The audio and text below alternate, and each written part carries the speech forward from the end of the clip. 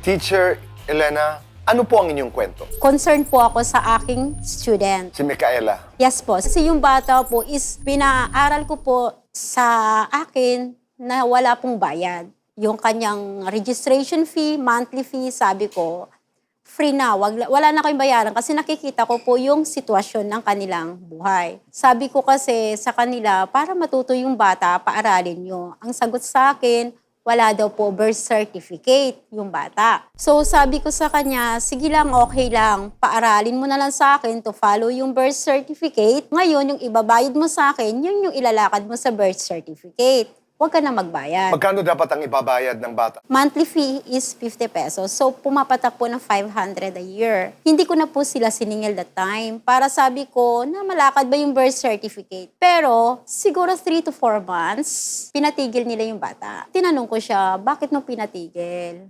Ang sagot sa akin, ang hirap daw turuan. So sabi ko sa kanya, ang utak ng bata is blanco yan. Kung ano man yung ipapasok mo dyan, i-absorb yan. Itong kausap niyo po ay ang ina, Yes po. si Maylene. Oo, si Maylene. Okay, No. so you were talking about noon ay modular dahil Yes po. pandemya. Yes po. Kaya hindi ko na po siya pinilit noon. Kasi sabi ko, baka nahirapan siya kasi modular nga. Dahil ipinapadala ito sa bahay. Yes po. Tapos ang requirement ay pinavi-video Yes. at ipinasusubmit ito sa mga teachers. Yes po. Okay. Natapos po yung year 2022, hindi po nakatapos yung anak niya. And then, nitong February 2023, nagkaroon po kami ng child mapping. Kasi inatasan kami ng CSWD na mag-survey ng mga batang 0 to 4 years old. Pumunta ulit ako sa bahay nila. Nakita po ako ni Micaela. Tuwang-tuwa yung bata, lumapit sa akin.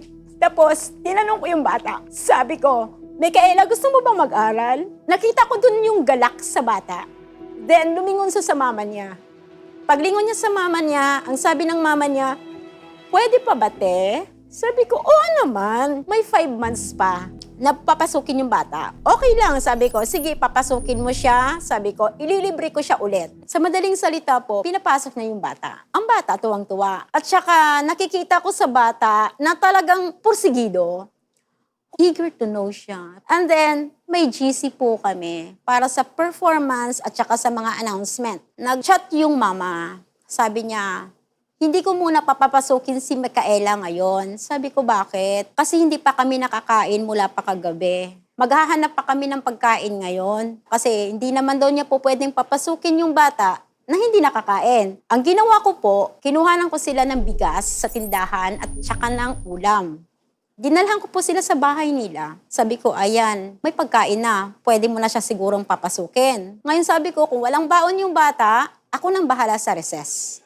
Isang araw po nung pauwi na po kami, lumapit sa akin yung bata. Sabi niya, teacher, pinalo po ako ni Maymay.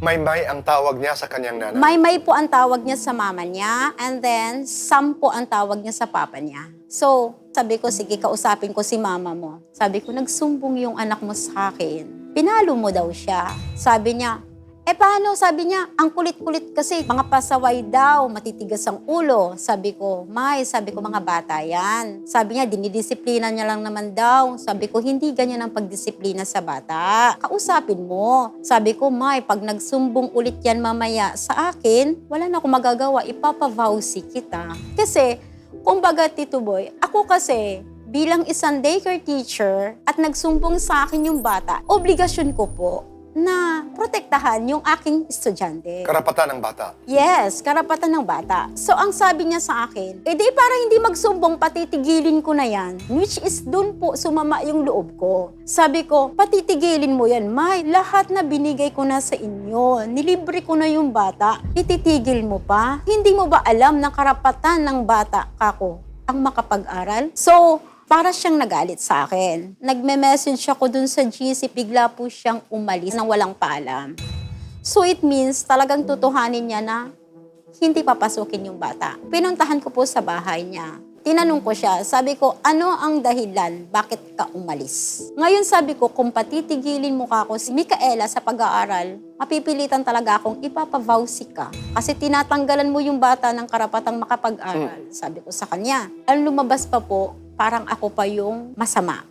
Dahil, anong sabi niya? Ang sabi nila, oo daw, nagpapasalamat daw sila sa itinulong ko, pero wala daw akong karapatang Makialam. isumbat sa Isumbat, kanila. okay. Tapos, sariling buhay daw nila yan. Huwag ko daw silang pakialaman. Sino ang nagalit? Ang tatay, ang nanay? Nandun po kasi that time yung tatay. Nagalit din ang tatay? Nagalit din yung tatay. No, but there was this post na ang kanyang pinapatamaan ay ang kanyang asawa. Yes po. And then, may nag-comment doon. Ang sabi na, huwag ka namang ganyan kasi kung ano man ang mangyari sa asawa mo, kawawa yung mga anak mo. And then nag-comment siya. Sabi niya, madali lang yan. Kung mamatay man daw yung asawa niya, isasama niya yung mga anak niya. Ganun lang daw. at natakot ka doon? Yes po. Siyempre po, natatakot kasi ako sa mga ganun kasi baka mamaya po, gawin niya ba? Kaya po inilapit ko na po sa Vauci para po matulungan sila. So, nasaan ngayon yung inyong kaso? Nasa Vauci po. Nagkaharap na kayo. Yes po, nagkaharap po kami isang beses sa Vauci. Kumusta naman yung paghaharap na yon? Nung una po, mainit ang ulo nung lalaki. Sinabihan ako, wala kang pakialam sa personal na buhay namin. Sinagot ko siya, sabi ko, wala akong pakialam sa personal nyo na away ng mag-asawa. Ang concern ko is yung bata. Kasi ramdam ko po kung gaano kahirap ang hindi makapag-aral.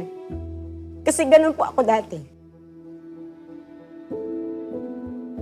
Kasi masarap po sa feeling ng isang teacher na matulungan mo yung estudyante mo at makita mo na nag-i-improve. Yun po yung gusto ko. Baka mamaya pagdating sa big school, hindi na naman makapag-aral yung bata kasi ang rason nga po, kahirapan talaga. Ano ang gusto mong maaksyonan?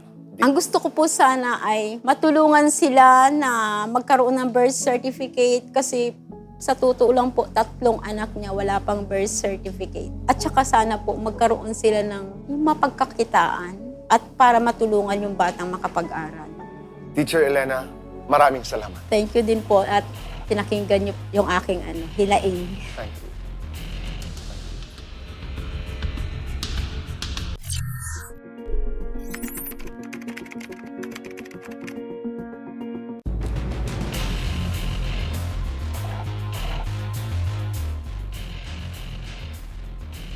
Narinig niyo ang panig ni Teacher Elena? Apo.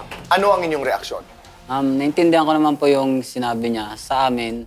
Yung time na pumunta sa sila doon, time na yun, nagalit talaga ako. Kasi hindi siya gano'ng marunong makipag-usap kasi sa init din ng ulo. Kumbaga parang kasi laging nalilipasan ng kain. Bakit ka nagalit, Julius? Kakauwi ko lang din po, galing trabaho. Yung time na nag-uusap sila, pinakikinggan ko lang. Kasi ito mabilis masakta ko. Parang konting konting kibot lang, biglang iiyak na. Yung time na umiiyak na to, lumabas po ako para maliwanagan. Ang paliwanag ni Teacher Elena sa akin, nag-leave daw siya sa GC nang hindi nagpaalam. Sabi ko, ito kasi first time niya lang sa GC. Kasi parang hindi niya pa alam kung anong Okay. ang rule doon eh. Naikwento niya rin sa akin yun, umalis siya, naguluhan siya. Sabi ko, dapat nagpaalam ka muna. Sabi, hindi naman niya alam na pwede magpaalam o pwede pumasok ulit. Pero sinabi mo ba kay Teacher Elena na ano naman ang pakialam niyo, buhay namin ito? Opo. Tapos, yung sinabi ko po yung time na yun. Kasi nag-aaway kami yung dalawa nun kasi ang naging punto doon yung bata. Okay. Kasi yung bata, nagsusumbong kay Teacher Elena na napapalo. Napalo yung bata kasi hindi naman totally napalo. Parang Pinapalo niyo ba ang bata? hindi naman, at sing parang nasigawan na, parang kasi ako naiintindihan ko na kasi pag ang bata nasisigawan mo, natotrauma din eh. Naiintindihan ko naman yung sinabi ni Teacher Elena. Kasi ito naman kasi minsan, hindi rin maiwasan lipas ng kain. At pag walang nakakain yung nagiging sensitibo si Maylin. Maylin, ano ang nais mong idagdag? Pag lang po, kumaga yung gutom, tapos umiiyak yung tatlo.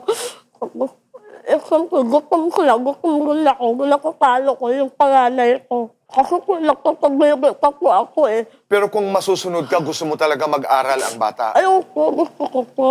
Ako lang, yung gusto ko yung pagpangkulang. Bakit walang birth certificate ang inyong mga anak? Hindi lang si Micaela, pati yung dalawa niyong anak. Ako kumikaela po, kapasok ko po ng anak. Tapos ko pa lang galon ko. Sabi nila, kain ko doon. Yun, may upang po kami doon. Ikaw higot po ako, higot ko na pa labas. Ako bawal yung labas pag higot pa bayag. Ayun, guna ko yung papa niya. Ayun, nakabugay kami ay konto. May ulang pa kami doon. So sa lahat ng ospital, kung saan ka nagsilang sa iyong mga anak ay may kulang kayo na bayad. Sa Kaya panganay lang po. sa panganay. Opo, sa Pero papa. yung dalawa, merong mga birth certificates? Meron man po, pero hindi pa nakukuha. May, narinig mo kanina si Teacher Elena, yung kanyang kwento. Ano ang iyong reaksyon? Sa una po, nagpapasalamat po ako dahil kahit minsan naalala ko ng ilok ng ulo dahil sa gutom. Nagulak ko na ako nakukuhaan ng anak ko. Hindi ka nagagalit Hindi po. kay Teacher Elena. Pero yung mga posts mo sa Facebook, Sa na, aming dalawa po yun. sa inyong dalawa lamang yun. Dahil Pero, araw-araw po kami nag-aaway dahil sa pagkain, kaya gano'n. pero bakit dumadating may doon sa usaping may kinalaman sa Bata po. yung pagpatay, yung ano ba ang ibig sabihin noon? Wala po, parang gala lang po ng gulala ko. Nung galit. Opo. So araw-araw ba ito Opo. na problema ninyo ang pagkain? Ako minsan po, nakakaukal kami sa tulukan. Ako lang, mga isang linggo na kami po naukal kasi ang laki na ng ukal namin. Kaya nahihirap po ako maukal.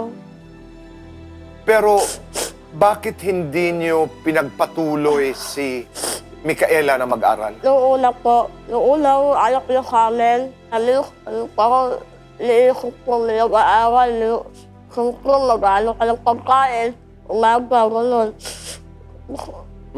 Gamit pa ng anak Pero ko. alam mong gusto ng anak mo Opo, mag-aral? gusto niya po. Labo niya So ngayon, kasalukuyan, nag-aaral ba? Opo. Julius, ikaw, ano sa palagay mo ang resolusyon nito kung ikaw ang tatanungin? Naisip lang talaga namin magkaroon kami ng yung hanap buhay na talaga yung permanente na yung makasuportahan yung pang-araw-araw, yung pangangailangan ng bata. Kasi ang iniisip ko rin po, number one yung paano makuha yung birth certificate ng mga bata na mapabinyagan sila. Anong dasal mo sa Panginoong Diyos? Masolusyonan po yung problema ko na makapag-aral na at makatapos yung mga anak ko. Na mabigyan ko ng magandang kinabukasan kahit ganito lang yung buhay namin. Maylin, ikaw. Ang akin lang po, kahit ganyan po ang buhay namin, gusto ko kulit-kulit ko yung pag-aaral ng anak ko. Maraming salamat sa inyong dalawa. Salamat po. Salamat.